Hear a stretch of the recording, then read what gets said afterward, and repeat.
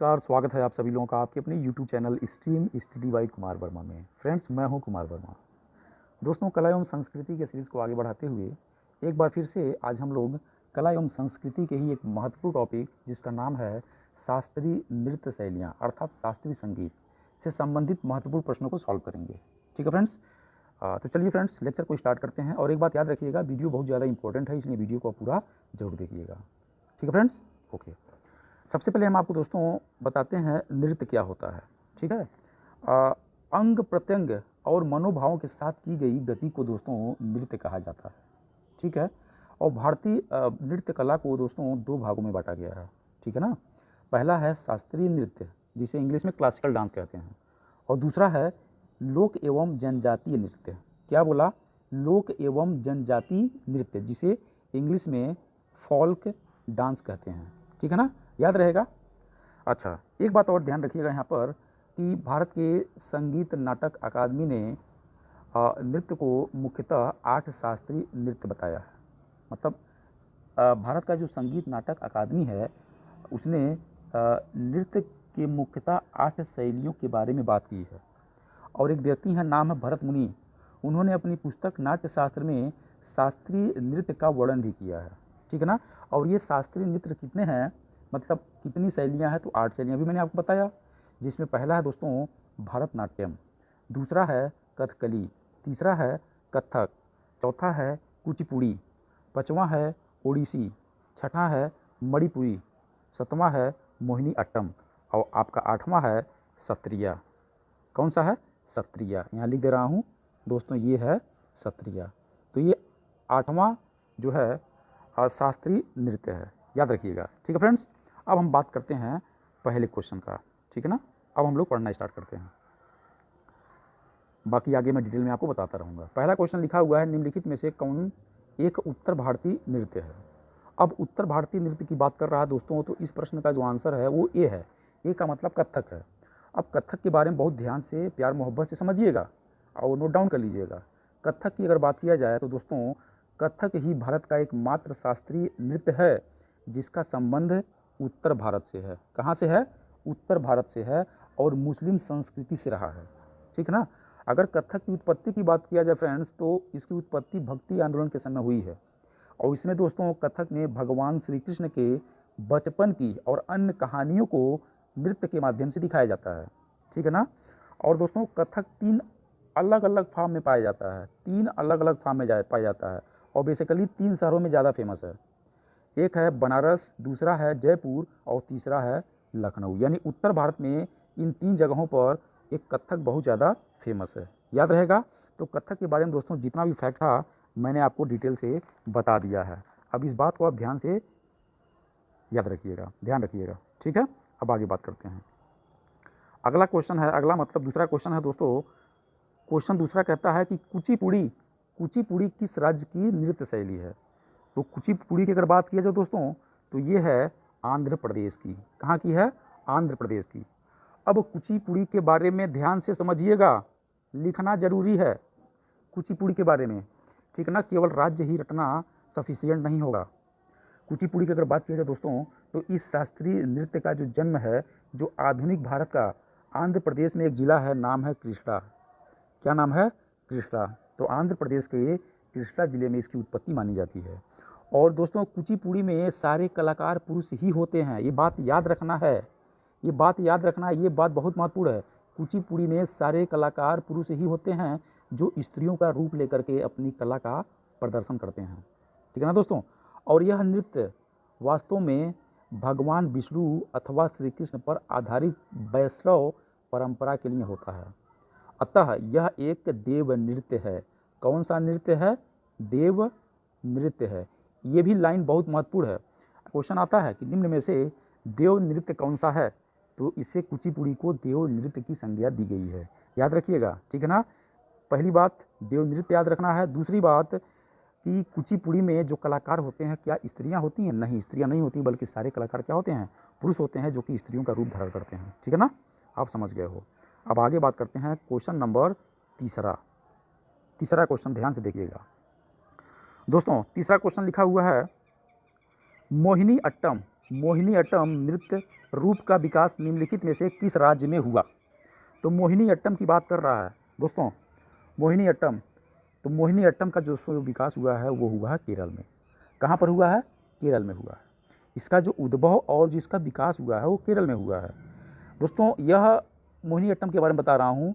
मोहिनीअट्टम जो है भगवान विष्णु के मोहिनी अवतार पर आधारित है। किस अवतार पर? मोहिनी अवतार पर आधारित है, जिस वजह से इसे मोहिनीअट्टम कहा गया है। इसी वजह से इसे क्या बोला गया है? मोहिनीअट्टम, क्योंकि भगवान विष्णु के मोहिनी अवतार पर यह पूरी तरीके से शैली आधारित है। ठीक है ना। मोहिनीअट्टम की बात किया जाए तो यह मुख्यतः एकल नृत्य फॉर्म है। कैसा है? एकल है। क्वेश्चन ये भी आता है कि निम्न में से एकल शैली कौन सी है? तो मोहिनीअट्टम कैसी है? एकल नृत्य शैली है। ठीक है ना, जिसे सीखने के लिए महिलाओं को खूब ज़्यादा मेहनत करनी पड़ती है। ठीक है ना। तो मोहिनीअट्टम में केवल महिलाएं रोल प्ले करती हैं और इसमें सिंगल महिला होती है, बात याद रखिएगा। इसीलिए इसे मैं बोला एकल नृत्य फॉर्म। ठीक है ना, याद रहेगा। ठीक है, आप समझ गए हो। क्वेश्चन नंबर चौथा देखिएगा। क्वेश्चन नंबर 4 दोस्तों, लिखा है केरल में सर्वाधिक प्रचलित शास्त्रीय नृत्य कौन सा है? तो केरल में सर्वाधिक प्रचलित शास्त्रीय नृत्य की बात किया जाए तो कथकली है। कौन सा है? कथकली है, याद रहेगा। अब हम आपको यहाँ पर कथकली के बारे में भी डिटेल से आपको बता दे रहे हैं। यहाँ पर इस प्रश्न का जो आंसर होगा वो कथकली होगा। हालांकि केरल का मोहिनीअट्टम भी है, ठीक है ना, मोहिनीअट्टम है जो भी मैंने प्रीवियस क्वेश्चन में बताया, लेकिन केरल में सर्वाधिक प्रचलित शास्त्रीय नृत्य की बात कर रहा है तो सबसे ज़्यादा जो प्रचलित है वो है कथकली। अब कथकली में क्या क्या विशेषताएं होती हैं, ध्यान से सुनिएगा दोस्तों। केरल का एक समृद्ध और फलने फूलने वाला नृत्य जो है वो कथकली यहाँ की विशेष परंपरा है। और दोस्तों इसे मात्र पुरुष ही करते हैं। कथकली को कौन करता है? पुरुष। अभी मैंने मोहिनीअट्टम के बारे में बताया तो कौन करता है? केवल स्त्रियां करती हैं। और यह एकल नृत्य है और कथकली जो है इसे केवल पुरुष ही करते हैं। ये बात आपको रट जाना है, दिमाग में बैठा लेना है। ठीक है ना। और कथकली का अर्थ एक कथा का नाटक या एक नृत्य नाटिका होता है। इसमें दोस्तों रामायण और महाभारत के महाग्रंथों और पुराणों के लिए चरित्रों का अभिनय किया जाता है। और कथकली में दोस्तों जो रोल प्ले करने वाले होते हैं पुरुष, वो बेसिकली जब रामायण अथवा महाभारत का रोल प्ले करते हैं तो वो मुखौटा धारण करते हैं। क्या धारण करते हैं? मुखौटा। तो क्वेश्चन ऐसे भी आता है कि किस नृत्य शैली में मुखौटा धारण किया जाता है? तो ये बात याद रखिए, किसमें? कथकली में है। ठीक है ना, आप समझ गए हो। वेरी गुड दोस्तों, आप समझ गए हो। अब आगे बात करते हैं क्वेश्चन नंबर 5वां देखिएगा दोस्तों। 5वां क्वेश्चन ध्यान से देखना है भैया। लिखा है भारतनाट्यम नृत्य शैली का संबंध किस राज्य से है? अब भारतनाट्यम का बात कर रहा है तो भारतनाट्यम दोस्तों ये है तमिलनाडु का। कहाँ का है? तमिलनाडु का है। अब भारतनाट्यम के बारे में भी फिर से बता रहा हूँ डिटेल में, और नोट डाउन कर लीजिएगा। ठीक है फ्रेंड्स, अगर भारतनाट्यम की बात किया जाए दोस्तों तो भारत के प्रसिद्ध नृत्यों में से एक है और इसका संबंध पूरी तरीके से दक्षिण भारत के तमिलनाडु से है। इस नृत्य शैली की खास विशेषता है कि नायक नायिका प्रसंग पर आधारित है। और जो ये लाइन बोलने जा रहा हूँ बहुत ज़्यादा महत्वपूर्ण है भैया, लिखिएगा। भारत का सबसे पुराना शास्त्रीय नृत्य कौन सा है? तो वह है भारतनाट्यम। भारत का सबसे पुराना शास्त्रीय नृत्य कौन सा है? तो वह भारतनाट्यम। और यह दोस्तों एकल स्त्री नृत्य है। कैसा नृत्य है? एकल स्त्री नृत्य है, ये बात याद रखिएगा। ठीक है ना। प्राचीन समय में भारतनाट्यम का जो दूसरा नाम था वो सदीर था। सदीर, अथवा इसे सदीरट्टम भी कहते थे। क्या कहते थे? सदीरट्टम अथवा सदीर के नाम से भी भारतनाट्यम नृत्य शैली को जाना जाता था। ये बात याद रखिए। अगर सदीरट्टम के नाम से आएगा कि किस राज्य से संबंध रखता है तो क्या आंसर देंगे? तो देंगे तमिलनाडु। ठीक है ना, सदीरट्टम ही भारतनाट्यम है। आप समझ गए हो, वेरी गुड। क्वेश्चन नंबर 6वां देखिएगा दोस्तों। लिखा है कथक कहाँ की नृत्य शैली है? तो कथक के बारे में डिटेल से आपको बता चुका हूँ। यह पूरी तरीके से उत्तरी भारत का एक लोक नृत्य है। विशेषकर उत्तर प्रदेश में ये ज़्यादा देखने को मिलता है। ठीक है ना। उत्तर प्रदेश में कितने जगहों पर मैंने बताया था? बनारस, लखनऊ, और एक है उत्तर भारत में ही जयपुर है। ठीक है ना, याद रखिएगा, याद रहेगा। Very good. आगे बात करते हैं क्वेश्चन नंबर 7वां देखिएगा दोस्तों। क्वेश्चन नंबर 7वां को बहुत ही ध्यान से देखिएगा भैया। क्वेश्चन नंबर 7वां लिखा हुआ है कि निम्न में कौन सुमेलित है? कौन सा सुमेलित है सही? तो देखिएगा, पहले की बात करते हैं भारतनाट्यम। तो भारतनाट्यम कहाँ का है? ये तमिलनाडु का है। दूसरा है दोस्तों, दूसरा है आपका कुचिपुड़ी। तो कुचिपुड़ी जो है ये कहाँ का है नृत्य शैली, ये है आंध्र प्रदेश का, ठीक है ना। और जो कथकली है ये है केरल का, और कथक जो है ये है अपने उत्तर प्रदेश का। यानी ये ऑप्शन गलत है, ये ऑप्शन गलत है, ये ऑप्शन गलत है, केवल ऑप्शन कौन सा सही है, सी वाला ऑप्शन सही है, ठीक है ना। ठीक है, वेरी गुड, आपको समझ में आ चुका है। आगे बात करते हैं क्वेश्चन नंबर 8वां। फिर कह रहा है निम्नलिखित में से कौन सुमेलित नहीं है, यहाँ पर नहीं की बात कर रहा है, ठीक है ना, सुमेलित नहीं है। अब यहाँ पर भारतनाट्यम, तो भारतनाट्यम कहाँ है, कहाँ मनाया जाता है, तमिलनाडु में। कथकली कहाँ की नृत्य शैली है, तो कथकली है आपकी केरल की, तो ये सुमेलित नहीं है।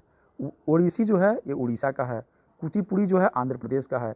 यानी ऑप्शन ए सी डी सही है, केवल ऑप्शन बी क्या है, ये गलत है, ये सुमेलित नहीं है, ठीक है, आप समझ गए हो दोस्तों। आगे बात करते हैं क्वेश्चन नंबर 9। क्वेश्चन नंबर 9 को देखिएगा भैया प्यार से, ध्यान से, मोहब्बत से।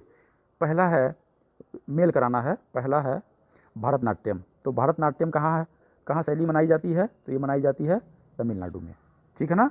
और जो कुचिपुड़ी है ये कहाँ पर शैली देखने को मिलती है, तो ये देखने को मिलती है आंध्र प्रदेश में। और कथकली जो है ये केरल में देखने को मिलती है, और उड़ीसी जो है ये उड़ीसा में देखने को मिलती है।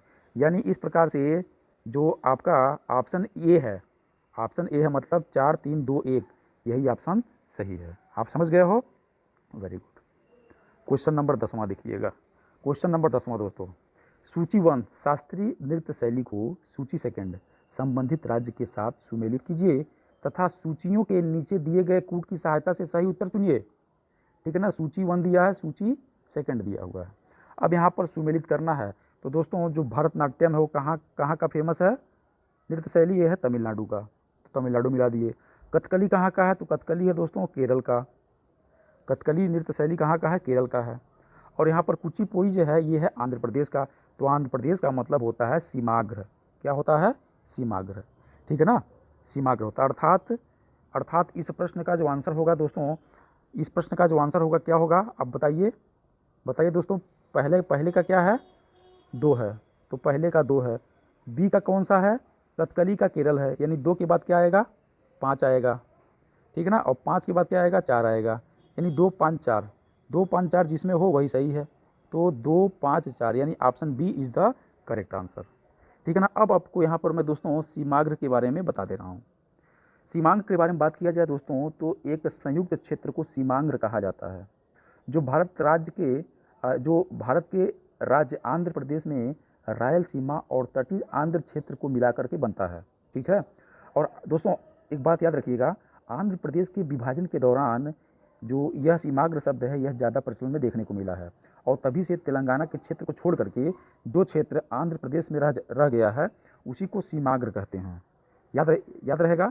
यानी जो आंध्र प्रदेश से तेलंगाना अलग हुआ है, तो तेलंगाना को छोड़ दीजिए, तेलंगाना को छोड़ने के बाद जितना भी क्षेत्रफल बच रहा है उस सभी क्षेत्र को क्या बोलते हैं, सीमांग्र बोलते हैं, क्या बोलते हैं, सीमांग्र बोलते हैं, याद रहेगा, ठीक है, आप समझ गए हो। अब आगे बात करते हैं क्वेश्चन नंबर 11। क्वेश्चन देखिएगा दोस्तों, लिखा हुआ है निम्नलिखित में कौन सी शास्त्रीय नृत्य शैली देवदासी नृत्य परंपरा की विरासत नहीं है। तो दोस्तों इस प्रश्न का जो आंसर है वो ए है, ये मतलब मणिपुरी, यानी बाकी के उड़ीसी, कुचिपुड़ी, भरतनाट्यम ये सभी के सभी देवदासी नृत्य परंपरा की विरासत मानी जाती हैं। अब यहाँ पर दोस्तों देवदासी नृत्य परंपरा क्या होता है, दोस्तों ध्यान से सुनिएगा। प्राचीन काल से ही मंदिरों में देवदासी रखने की प्रथा थी, कहाँ पर, मंदिरों में, याद रखिएगा। हालांकि आज भी ये प्रथा पूरी तरीके से समाप्त नहीं हुई है। देवदासियों का काम यूँ तो मंदिर में देवता के सामने नाचना होता था, लेकिन वास्तविकता में ये प्रथा कई और रूपों में भी चलती थी, जिनमें उनका दैहिक शोषण यानी शारीरिक शोषण एक पहलू होता था। और देवदासी असल में दोस्तों नीच माने जाने वाली जातियों की कन्याएं होती थीं, जिन्हें दबाववश अथवा धार्मिक अंधश्रद्धा के कारण उनके परिवार देवता के लिए अर्पित कर देते थे, और इन लड़कियों की शादी देवताओं के साथ कर दी जाती थी, समझ रहे हैं ना। इसके बाद वे किसी भी पुरुष से शादी नहीं कर सकती थी। यही देवदासी नृत्य परंपरा की खासियत थी दोस्तों, ठीक है ना। उस समय की बात कर रहा हूँ, ठीक है ना, प्राचीन समय की बात कर रहा हूँ, ये बात याद रखिएगा। क्वेश्चन नंबर 12 देखिएगा, मुखौटा नृत्य का संबंध किस शैली से है। तो मुखौटा के बारे में अभी मैंने बताया है। मुखौटा किसमें लोग धारण करते थे, कथकली में। किसमें करते थे, कथकली में। और जहाँ पर रामायण महाभारत का रोल प्ले करना होता था, है ना, तो उसमें लोग मुखौटा धारण करते थे। और ये बताइए कथकली में महिला नृत्य करती है कि पुरुष नृत्य करते हैं? तो इसमें केवल पुरुष ही अभिनय करते हैं, ठीक है ना, कथकली में, ठीक है ना। और किस पर आधारित होता है? रामायण और महाभारत के महाग्रंथों और पुराणों के लिए इनमें चरित्रों का अभिनय लोग किया करते हैं। ये बात याद रखिएगा। क्वेश्चन नंबर 12 आगे बात करते हैं। क्वेश्चन नंबर 13 देखिए। क्वेश्चन नंबर 13 लिखा हुआ है, सदीर किस नृत्य शैली का प्राचीन नाम है? तो दोस्तों ये है भारतनाट्यम। अभी मैंने प्रीवियस क्वेश्चन में बताया कि भारतनाट्यम का जो प्राचीन नाम है वो क्या है? सदीरट्टम है अथवा सदीर। याद रहेगा, ठीक है, भूलना नहीं आपको। आगे बात करते हैं। क्वेश्चन नंबर 14 लिखा है, किस शास्त्रीय नृत्य में मुखौटे का प्रयोग किया जाता है? तो मुखौटे का प्रयोग कहाँ किया जाता है? बताया था ना अभी आपको भैया, कथकली में किया जाता है। भुला गए का? हाँ नहीं नहीं, भूलना नहीं आपको भाई, कथकली में किया जाता है, क्योंकि कथकली में जो भी पात्र होते हैं वो सभी के सभी पात्र पुरुष ही होते हैं अभिनय करने के लिए।